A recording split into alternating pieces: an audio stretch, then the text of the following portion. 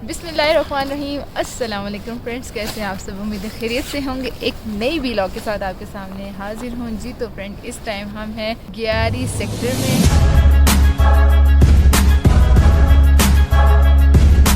ये मलबा जो है ये आप मेरे पीछे देख सकते हैं, यहाँ पे गिरा था। यहाँ पे आर्मी के उस टाइम काफ़ी जवान जो हैं वो शहीद हुए थे।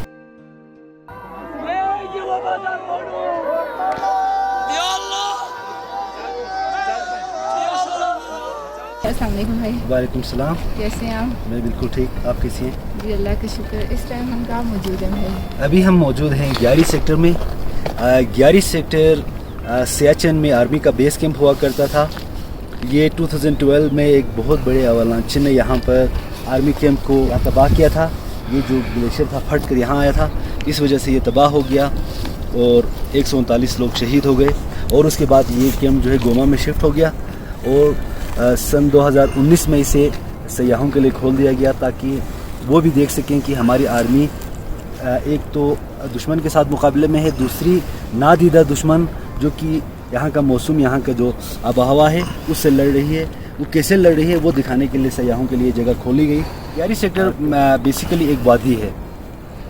इस वादी में ग्लेशियर आते हैं, जैसे अभी हमको बताया था, एक दफ़ा ग्लेशियर, अरमानी ग्लेशियर, ग्यारी ग्लेशियर। वो सियाचिन ग्लेशियर के जो बुनियाद है वो यहाँ से पड़ रहा है। अच्छा, ये सियाचिन को सियाचिन का नाम क्यों दिया गया? इसकी कोई खास वजह? सियाचिन को इसका जो नाम इसलिए पड़ा क्योंकि जो आगे ग्लेशियर है ना, सियाचिन ग्लेशियर, ग्लेशियर से थोड़ा सा आगे जाके एक ग्रीन सी जगह है। अच्छा। उस ग्रीन जगह पर एक मकामी पौधा है जिसे सिया कहते हैं।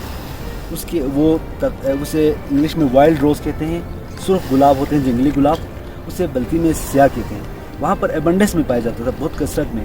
चंद से मुराद कसरत में पाया जाना, सिया से मुराद वाइल्ड रोज़, तो इसलिए सियाचिन कहते हैं। तो अब चूँकि वो सियाचिन ग्लेशियर उसी की वजह से पड़ा और फिर इंडिया के साथ पाकिस्तान का कन्फ्लिक्ट हुआ, इस वजह से अब सियाचिन कन्फ्लिक्ट की वजह से जो है ना, इस पूरे एरिया को अब सियाचिन कहलाया जाने लगा।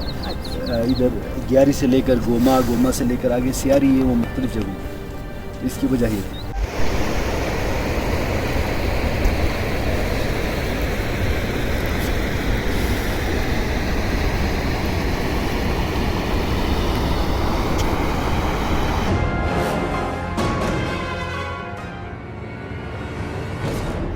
जी तो फ्रेंड, असल में यही जगह है जहाँ पे जो है ग्लेशियर हमारा क्रॉस हुआ था और यहाँ पे काफ़ी जवान जो है वो शहीद हुए थे। चले हम फातिहा कर लेते हैं पहले। अल्लाहु अकबर, अल्लाहु अकबर। अब मेरा सब तेरा, चाहे तू मांग ले जान।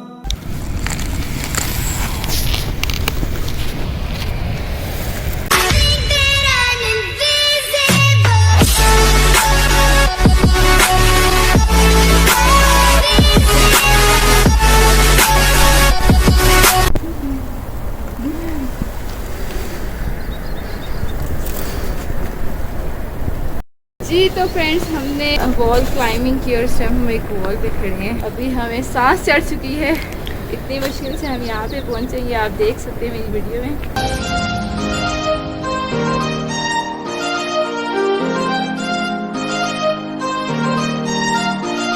तो फ्रेंड्स, हम यादगार की तरफ पैदल जा रहे हैं।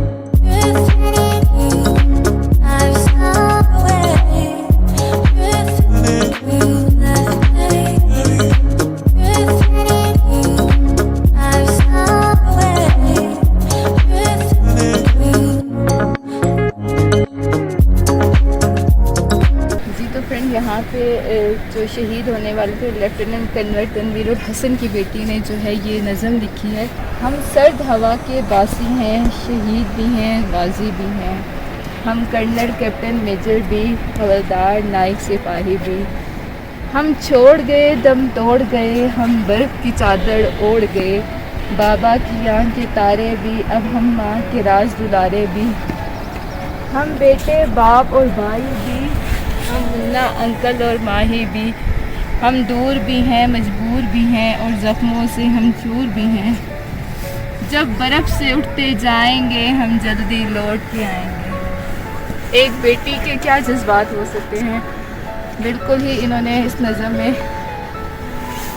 بہت ہی مطلب کہ جذبات میں اپنے آپ پہ کنٹرول نہیں کر پا رہی، لیکن میں نے بہت مشکل سے کنٹرول کیا ہوا ہے. بہت اچھی انہوں نے یہ نظم لکھی اپنے باغ کے لیے.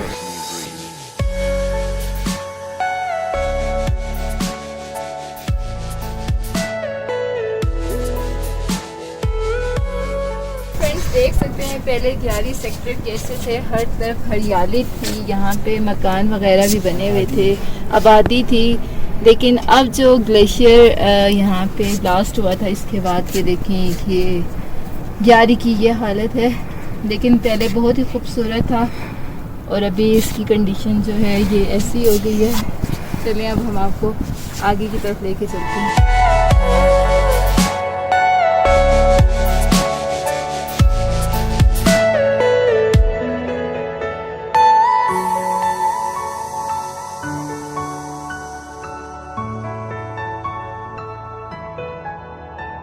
آپ ہمیں بتائیں اس یادگار کے بارے میں. یہ یادگار جیسے کہ ان کی ہر تحریر سے ظاہر ہے کہ یہ کیوں بنایا گیا ہے. بلند اتنے نہیں پربت کریں جو حوصلوں کو پست. یعنی ایک فوج کا نوجوان کہہ رہا ہے کہ یہ پہاڑ جتنے بھی بلند ہوں لیکن ہمارے حوصلوں سے زیادہ بلند نہیں ہو سکتے. تو یہاں پر 139 لوگوں نے اپنی جان آفرین کے سپرد کر دی، لیکن انہوں نے اپنے حوصلے کسی کے سپرد نہیں کیے. یہی چیز یہاں پر ہر سنگ مرمر پر یہی روشن ہے. یہاں لکھا ہوا، اس سنگ مرمر پر لکھا ہوا ہے جو شہداء تھے ان سب کا نام ہے. کرنل سے لے کر سپاہی تک، سپاہی سے لے کر سول جو کینٹین والا، ہر شخص جو کہ یہاں شہید ہوا ہے اس کا نام ہمیشہ کے لیے یہاں امر کر دیا ہے. جو بھی شخص یہاں آئے گا وہ ان کو ضرور یاد کرے گا. اور ادھر 323 بریگیڈیئر وہ آرمی کے کچھ نشانات ہیں جن کی تفصیل کرنا مناسب نہیں ہے. یہاں پر کچھ قرآنی آیات لکھے گئے ہیں، ٹھیک ہے. وَلَا تَقُولُوا لِمَن يَقْتُلُ فِي سَبِيلِ اللَّهِ أَمْوَاتٌ بَلْ أَحْيَاءٌ وَلَكِنْ لَا يَشْعُرُونَ. اور جو لوگ اللہ کی راہ میں مارے جائیں انہیں مت کہا کرو کہ یہ مردہ ہے، وہ مردہ نہیں بلکہ زندہ ہے، لیکن تمہیں ان کی زندگی کا شعور نہ ہے. اس میں کرنل تنویر الحسن صاحب ہیں. ان کی شہادت کے بعد ان کی بیٹی مریم تنویر نے اپنے دل کے جو لہو کو نچوڑ کر ان الفاظ میں ایک نظم بنایا ہے. جو بھی پڑھے گا، کوئی بھی سنگ دل ہوگا، وہ روئے بنا یہاں سے نہیں جا سکے گا. اور یہ سانحہ 11 کی تاریخ لکھی گئی ہے. مختصر ترین جامع الفاظ میں لکھا گیا ہے کہ اس وقت کیا ہوا. میں مختصراً آپ کو بتاتا ہوں کہ یہ 2012 اپریل 2012 میں تقریباً آدھی رات کو یہ پہاڑی برفانی تودہ گرا اور یہ اس وقت آرمی کے ایک یہاں یونٹ ہوا کرتا تھا 6 نلائی، وہ سارا یہاں دب گیا اور 139 لوگ شہید ہوئے. وہ ساری چیزیں یہاں لکھی گئی ہیں. اور انہوں نے یہ بھی کہا گیا ہے کہ ہم پاکستان آرمی جو ہے اپنے شہیدوں کو تنہا نہیں چھوڑتے. انہوں نے یہ نہیں کہا کہ یہ مشکل چیز ہے تو ہم ان کی جسد خاکی کو یہاں سے نہیں نکالیں گے. انہوں نے کہا نکالیں گے چاہے کچھ بھی قیمت ادا کرنی پڑے، لیکن ہم اپنے شہیدوں کو یہاں سے نکال کے ان کے لاحقین کے سپرد کریں گے. تو یہ یادگار ہے، ایک بہت ہی تاریخی حیثیت رکھتی ہے. تو یہ تھا مختصر تاریخ. آپ لوگوں کا بہت بہت شکریہ. میں مظہر بھائی کا دل کی گہرائیوں سے شکریہ ادا کرتی ہوں کہ وہ ہمیں اس جگہ پہ لے آئے اور ہمیں فاتحہ کرنے کا شرف بھی حاصل ہوا. چلیں فرینڈس، یہیں پہ میں اپنی ویڈیو کا اینڈ کرتی ہوں. Don't forget to subscribe my channel. میری ویڈیو کو ضرور لائک کیجیے گا، کمنٹ کیجیے گا. ملتے ہیں نیکسٹ ویڈیو میں. اللہ حافظ.